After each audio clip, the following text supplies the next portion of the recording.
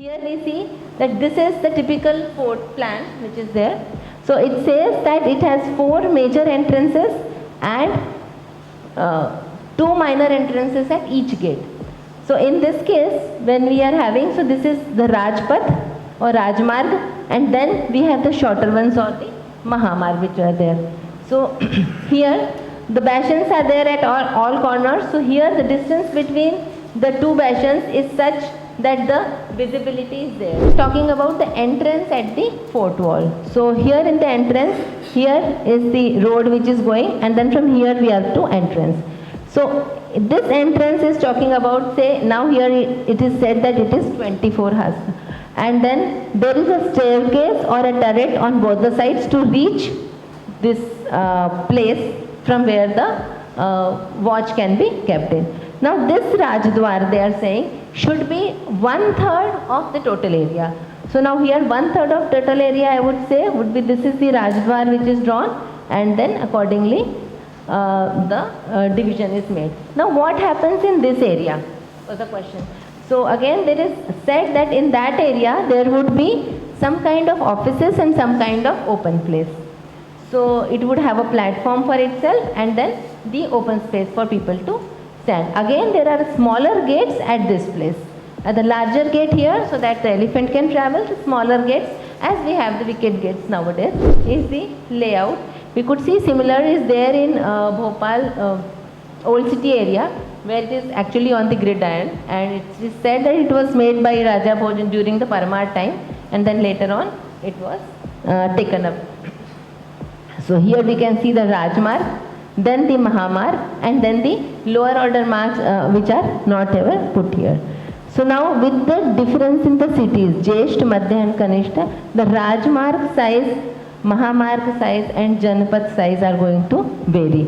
So here the comment is that we do not have to restrict to the size of the city, that we do not have to excavate the land or clear the land which is there. Whatever land size you have, you can actually have your city into that format. The nomenclature which follows in chapter 18 is given as Nagar, Shakha Nagar, Karvat, Nigam, Gram, Gosht, Goshtak and Kuti. So here in Nagar is actually the big city. The Nagar in which the king resides is Rajdhani. Other than that, they are Nagar. Then there is something called as Shakha Nagar, which can be said as suburban towns, but then they are not as big as Nagar, but they are smaller places which are in the vicinity or periphery of the Nagar. Then are the Karvat, which is the suburban town, market town. It is also said, or we can relate it with the district or the capital place, the district place, where it makes 200 to 400 villages within it. Then is the Nigam. Nigam is further smaller than Karvat, and then we have Gram, which is smaller than the Nigam.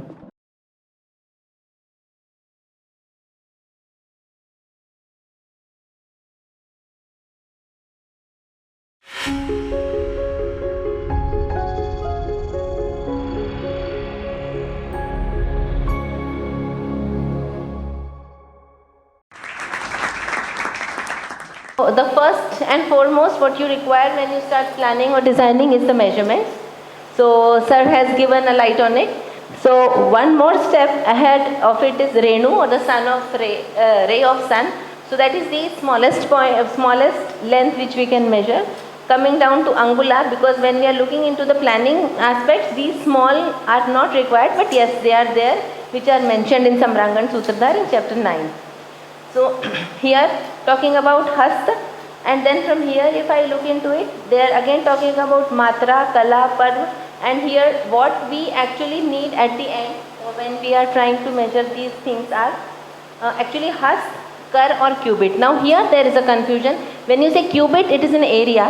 When you say Hast, it is maybe a unidimensional measurement. So there is a confusion, like how we say Hast is a single, like a linear measurement or an area. But when you say Cubit, it is an area measurement. So from here is a Kappa, which is around 72 inches, which sir had said as an Purush, 6 feet long person, which would be taking up as this. So further we would say when we are looking into the city level measurements, it is starting from the dand. So dand is, Nalva dand is certain dhanush. When we say dhanush and dand, there are again differences in the size of the dand and also the dhanush which a person is using. So dhanush of a king and so on. And then further is cross, which is said as kos in Hindi. Then gavyuti and yojan. Gavyuti is the sound of a bull. Say till what distance a bull can roar, that is the distance of gavyuti. So that is taken up to discriminate between the village, distances between the villages as well. And then yojan, we all know in Sundarkand, yes, it has been said that Hanumanji has taken up certain yojans of distance, so that distance has come up over here. In the numbering to the power of 10, we see that we have numbers denoted till 10 to the power 19, which is coming up Dasa, Shata, Shahasra. I think these we use most common till 1000. Then Ayutta, Niyutta, Prayutta, Abruda, and these are following till 19. So we know that this counting system is there, quite rich of it, which I found here in this text. Then after we know the measurements, let us come down to how the site selection and the settlement site as fortification was done. So the site selection is a simple method. I found that the tribals even use it this way. That is, you dig a certain pit and then you bring the excavated site out, excavated soil out. Now here we know that if it is a dense soil, it is compacted, and we try to refill it, it will flow over. So when it is a dense site, it is good. When it is a loose soil or a porous soil, it is bad. So this simple test was given and it has been explained how to do that. Other than this soil test or soil density test, there were water test. Similarly, like if you have in that pit which you have dug out, if you pour water and if the water retains, then it is good, and if water is all absorbed, then it is not good. Again, there are flower tests as well as lamp tests. The flower test, they said the test for humidity index. So the flower of red, white, yellow and dark flowers, they are placed in the pit, and if they dry up, then it means it is good for construction, which means the water is not there, and if they do not dry, it is good for agriculture. So we know that agriculture and construction should be like fit for one is not fit for the other one. Then is the lamp test. Here we try to test the wind direction in it. So therefore the lamp test is there, so that if the breeze is not very harsh, it's a breeze, then the lamp would stay there for long, and if it's fast wind blowing, then the lamp would not. Then accordingly the room locations and things are taken up. The land selection criteria which are available over here are hydrology, soil type, vegetation, prevailing wind directions, topography and soil strength. When we do the land suitability analysis today, even using GIS, we more or less follow the similar patterns. So what is there is not new, we are also following the same things. I found good that we always use these for the land selection. Now how do we decide that the land is not suitable for development?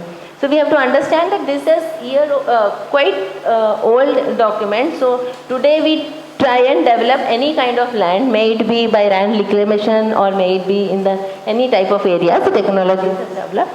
But earlier the land which is dry, low-lying, porous, cracked, barren, undulated, dug by rodents or anti-clockwise water wheel, these are not fit for development. That is what is said. And the vegetation there, if it is bitter fruits, thorny fruits, fruitless trees, the trees host the flesh-eating birds, worms and insects, these are actually not taken up as a good thing.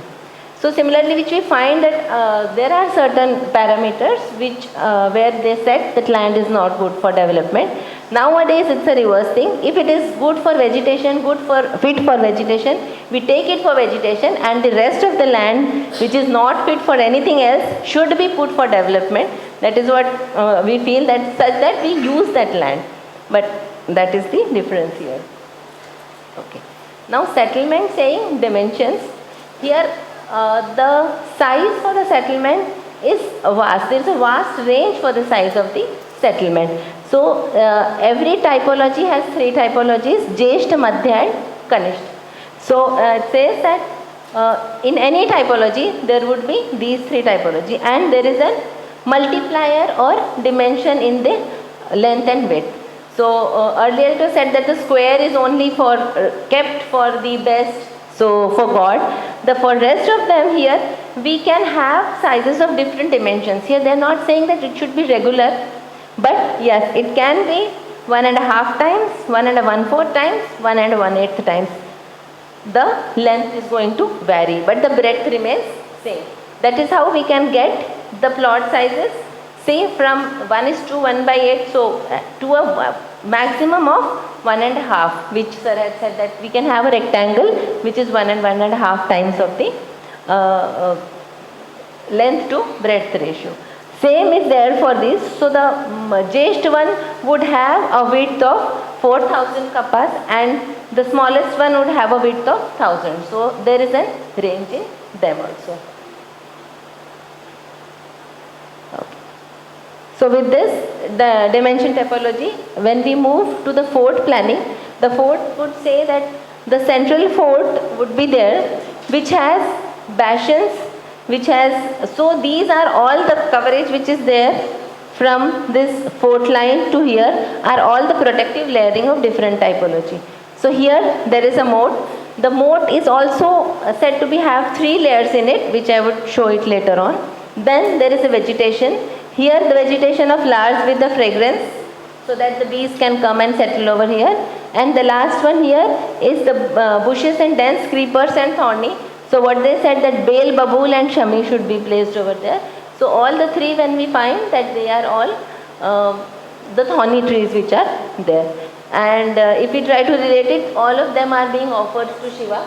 So they are actually those plants which are kept over here. Then this is the moat, and now here are the 4 main entrances is bastions. If we move forward for the bastions, here we see that this is the typical fort plan, which is